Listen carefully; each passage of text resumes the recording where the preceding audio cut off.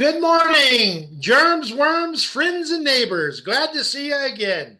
It's been a while since you've seen us, but here we are. Last week or last time we just talked that we were going to talk about ghosts. Um, so let's jump right in there. Mike, tell us your ghost story.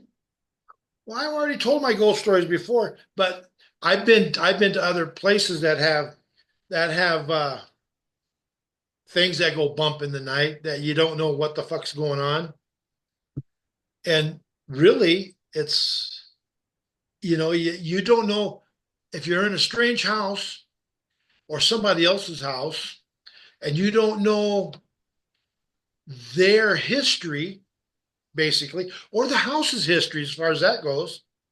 That so when things go bump in the night, things start missing, things start moving, things start falling down or crashing down to the ground, or dogs and cats get scared and they run. You don't know what's going on. And so for the life of me, all you can do is just bring in the white light and cover yourself in it and say, leave me the fuck alone. Because it ain't my house. You know, I know for a fact that um, spirits, beings, on the other realm or another plane Right. can follow you home and become comfortable in your home. It doesn't have to be like somebody died in your house, Right. or it doesn't have to be anything bad happened in your house. They can just be like, huh, Well, I okay, like it here. I like it here. I'm gonna come home with them. Yeah. Um, so yeah, you really do need to put up Plus, your protections and and everything, everything is intention. yeah.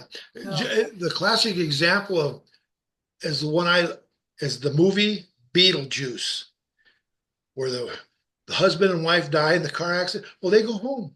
Well, they're comfortable there. They like it there until their real estate agent sold the fucking house. that's true. That's true. Um, let's see. I have been ghost hunting in my younger days. We went ghost hunting out at Fort McKinley in New Mexico. Did you get to see any? No, we didn't see anything, but we heard a lot of things. I did feel some things. Okay. Like in the middle of the night, the moon was full, of course, and we're standing out in the middle of the road and we're talking about going home, and all of a sudden I felt something come up and like grab my hand. There's nothing, but it grabbed my hand. Um, I went ghost hunting at an old mortuary. Yeah. We were in there for hours and nothing. I mean, nothing. Okay. No whispers, no bumps, no knocks, nothing. So we decided to go have some pie and coffee, and we go back and it's after midnight. And all of a sudden, now there's no electricity at all in this place. No electricity, no gas, no water. It's just a shell. Okay. And it's used as a storage unit, but it's an old mortuary. Still has the autopsy room. I mean, so, and we go back after midnight, and I can feel we go walking towards the autopsy room. And Oh, this is in the middle of June. So it's nice and warm. it's not warm, but it's not cold outside. It's Yeah. not it's not refrigerated outside, okay? Yeah. And so you can feel the cold air just blowing on you. And I mean, my hair at that time was a little longer, and it was kind of moving my hair.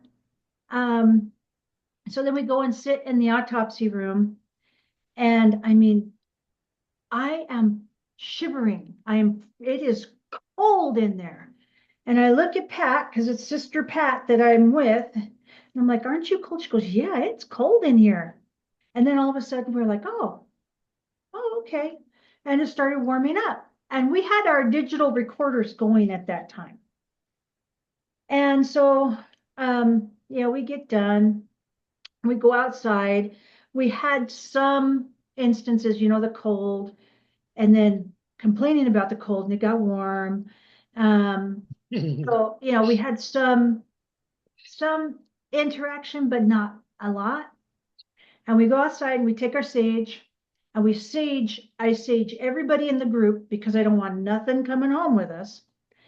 And whenever I saged Matthew, he's like, whoa, that felt like something was, like he could feel something like move down his back.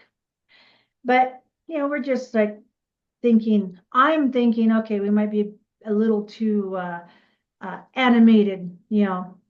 So then I go up to the double doors and it had a hasp lock, padlock on the door. And I close the double door and I put the padlock on, I lock it, and they're out, how the two doors go out like that. And as I walked away, it sucked in. There was no air, no wind, no nothing that would cause that. It was almost like, yeah, you're done, don't come back. So then we go home and we listen to our recorders. And whenever I was complaining about how cold it was in the autopsy room, and Pat said, yeah, it's cold, we heard a whisper, sorry. That's all it said was sorry. And then I go, wow, it's actually warming up. So yeah, that's the only thing that we got out of that mortuary was that. Um, Fort McKinley, we got a lot of shit. Fort Defiance, we got a lot of shit. But that cured my curiosity of ghost hunting. And now I'm like, meh, Yeah, meh, you know, yeah, not a big deal. um, They're there. They're there. here. And, plus, putting the white light into Matt and Dana's house and seeing it push out the dark image. And then all of a sudden having the dark image in my face because it followed my white light to me. Yeah. Those things tend to make you go, I don't need to do a ghost hunt because I know there's something on the other side. I know there Yeah. is. And they can come here and visit. They can. They can. I have been visited by multiple dead people. Some of them, I have no idea who they are. One guy was an army guy he was jumping up and down and saying, "You got to get my wife to look in my pocket." Um, his fatigue pocket. I don't know, but he was saying, my fatigues. She has to look in my pocket of my fatigues, my fatigues. And I'm like, why? He goes, it's a lottery ticket and she won and it's a winner. And I'm like, do you know you're dead? He goes, yes, but she doesn't have that lottery ticket. I don't know who he was. I couldn't get a hold of her, but he was like adamant about me looking in the pocket of, and I don't know who he was. It's like, Gotta have a name. it helps if just putting it out there to the universe, to the spirits. It helps if your medium knows who you are. Yeah. Now, you ever have instances where animals, ghosts come back? Yes. See, I've had my wiener dogs jumping in my bed. I thought it was a cat. I was yelling at Pia. Pia, you dirty motherfucker. What the fuck? Get the fuck off my bed, you cocksucker. Pia's not even upstairs. He's downstairs. So it had to be one of the wiener dogs. Mhm. I've done readings for people, and it's like, whoa, there is a little spirit here who just wants you to know that they're okay and they're doing well. But it's not human. They're like, and then they start crying. Oh, I had to put my cat down yesterday, or so. Well, it is what it is. And the interesting thing is whenever I was doing those readings and like the cat showed up, it was a spirit. It didn't differentiate. You know what I mean? It didn't say that it was. I just said it was a small spirit. Because but I couldn't tell that it at one time was a cat. Oh, I couldn't tell that at one, that it had lived with her, as a pet. yeah. It still had the same connection with her as, say, her husband or her daughter or her brother, you know? So it was a very, very loved cat. Yeah.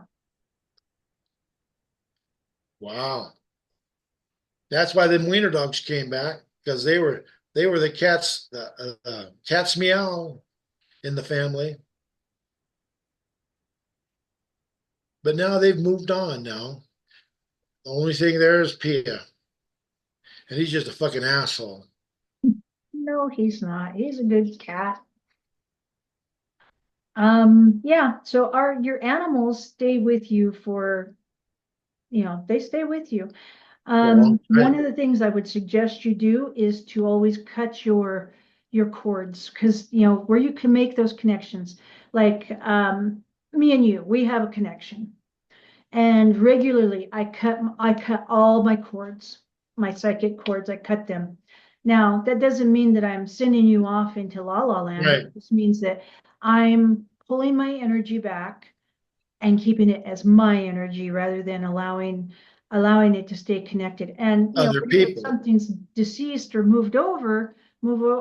has moved on to the other realm, you don't want that energy going over there with it. So just No. psychically You cut want your to keep it at your place, at you, with you. right. And Mike, we are at our 2-minute warning. We got 2 minutes. We got Now we gotta tell the people we're gonna this is beings we're kind of 3 weeks back behind the 8 ball. So, friends and neighbors, right after this one, my sister and I are going to do another one, and we're going to approach death, and we're going to see it. But then after that one, we're probably going to do another one Sunday. So we're going to try to get this one, the next one, because we got to get caught up. We're 3 behind. And well, the one come Sunday will put us right square where we're supposed to be. So hopefully, I don't know how we're going to do death. I mean, death has been around me for a long time.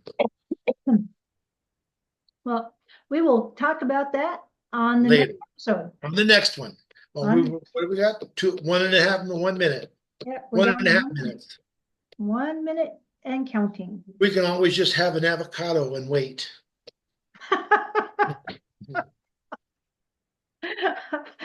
Enjoy an avocado and then we'll discuss death.